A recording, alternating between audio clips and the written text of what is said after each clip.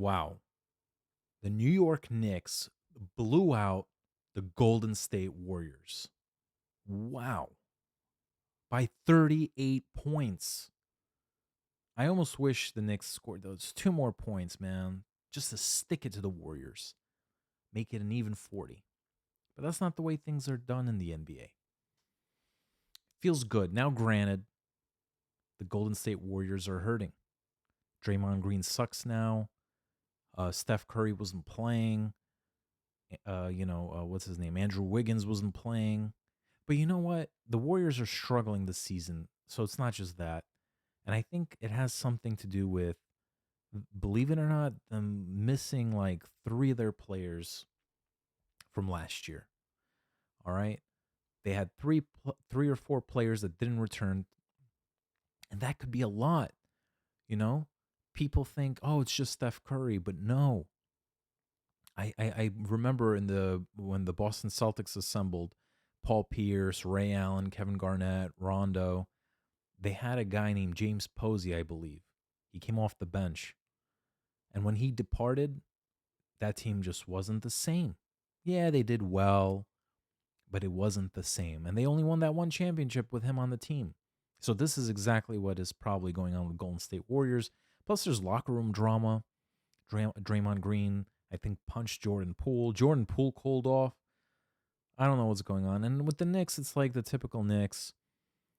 They did win 8 straight now, but these are all against teams that are struggling or they're just not good.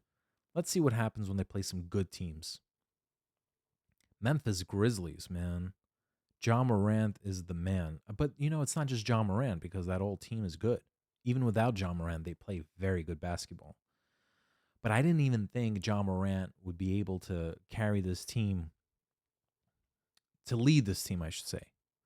I didn't think he'd be able to lead this team to the number one seed. I mean, we still have to finish off the season, but it seems like they're going to be the top seed, one of the top seeds. The Knicks, I'm so proud of them. I think the tweaking that Tom Thibodeau did worked. I think the reason why Julius Randle is playing better this season is because now he doesn't have that pressure of being the man, right? So the first season when he was there with Tom Thibodeau, he did very well. He was playing it like an all-star. He choked in the playoffs. And then year two with Tom Thibodeau, Julius Randle sucked. And now he's playing good again. And I think it's because now he doesn't have that pressure. But I don't trust him. I don't trust him in the playoffs. But you see, people were making fun of the Knicks, and rightfully so. Look, I feel like no matter what the Knicks do, they'll be made fun of, because if they do something, like for example, they got Brunson. Oh, why'd you get Brunson? But if they didn't get Brunson, oh, you could have at least gotten Brunson. And I think that the Knicks will just continue being the laughing stock until they actually win at least two playoff series, you know? But Jalen Brunson was a great pickup. And I'm so happy the Knicks didn't trade Quentin Grimes for Donovan Mitchell because Quentin Grimes is developing into a really solid player. I'm very impressed. I was already impressed with his summer league performance, and now he's just playing really well for us. I feel like I don't even want to get SGA. I feel like there's no point because then we'd have to get rid of Quentin Grimes. Don't want to do that. And, with the attitude of the new sheriff in town, it'll disturb what Jalen Brunson and RJ Barrett are doing and Julius Randle. So I'm all for trading for a star if we can, like Ja Morant or Luka Doncic, but realistically, that's not going to happen. So until then, I think the only player I would trade for that might be available, I highly doubt it though, is Giannis. You know, um, but I like that we're developing this young team. I'm tired of chasing and trading. Just develop the young team, see what happens, and they're blossoming pretty well. The Denver Nuggets, man, Jokic, the Joker, He just beat Wilt Chamberlain's record, right? For a big man with the most triple doubles. It's just ridiculous how good this guy is. He won 2 MVPs in a row. I didn't even think he'd get to do that. He's, in my opinion, probably the best second round drafted player to ever play the game. Right? We had some good ones like Michael Redd and who else? We had some good ones, but wow. This guy's playing like as if he was drafted top 5. That's how good he's playing. It's ridiculous. But unfortunately, I feel like the Nuggets just don't have what it takes to go all the way. But who does? Let's see. NBA standings. Yeah, and me and Avi discussed this already in this channel before, but this is maybe a little bit of an update. So in the Western Conference, yeah, I think the Grizzlies. I think, you know what? I think the Grizzlies are going to go all the way. I really do. You never know. Maybe Denver can, compete with them in the playoffs. It's possible. But who else? The Suns. All right. As of now, this is what's going to happen. It's going to be the Grizzlies or the Nuggets, most likely the Grizzlies. There are going to be a lot of trades. But look, Phoenix, unless they make a solid trade, it ain't going to happen. Avi and I talked about it before, and he mentioned that he has a theory that LeBron James is going to get traded for Aiden, which would be a great trade for Phoenix, I think. And I think it would help them. But as of now, it's Grizzlies and Nuggets. The Lakers are such a mess. I think they just blow it up, man. They restart. Anthony Davis is great, but he's so injury prone. And now he's absent for a month. Forget it. They're done. They're not going to even make the the play-in tournament. And LeBron should want to, he should want to be traded. They should get whatever they can. And the Lakers were so smart for not trading those 2 picks, because those 2 picks, as of now, if they actually traded them, the way the team is now, forget it, man. They're going to be very valuable picks.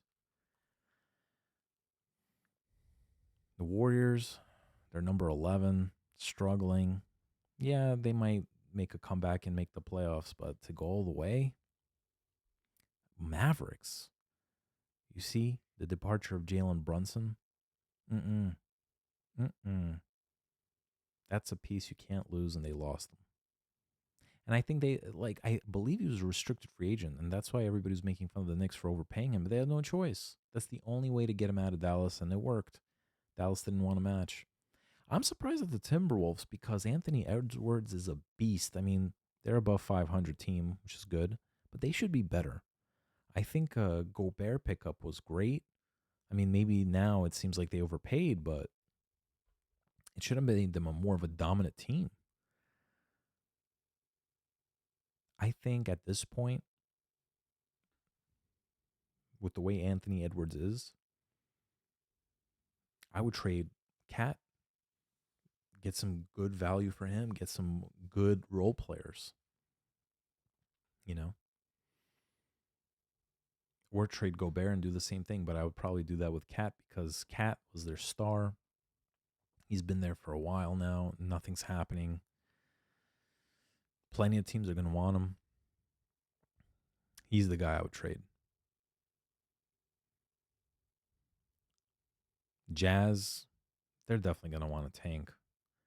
Trailblazers, come on, man. They're not going anywhere. The Kings, they're just going to be like a mediocre team. And that's the same thing with the Clippers. And then the Pelicans have upside, but I just don't see them going all the way. Grizzlies and Nuggets. And the only reason the Nuggets might take it over the Grizzlies actually is because of their experience. Grizzlies are still a really young team.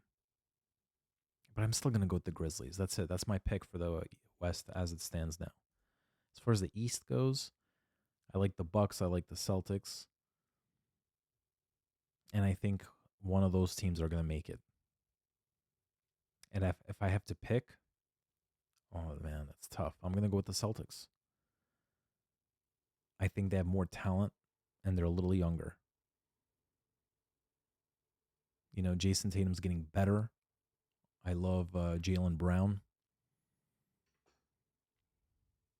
Yeah, you never know. Like with the West, it's a little more obvious, I think. But here, I'm going to go with the Celtics. So Celtics versus the Memphis Grizzlies, two good young teams. And yeah, it's like the Bucks are kind of equivalent to what the Nuggets are in the East. So that's what I'm going with. I'm proud of my Knicks. I hope they can continue playing well. But realistically, I don't see them being better than the Sixers or the Cavs. If anything, they have a chance to be better than the Nets. So the Knicks can go to the fifth seed.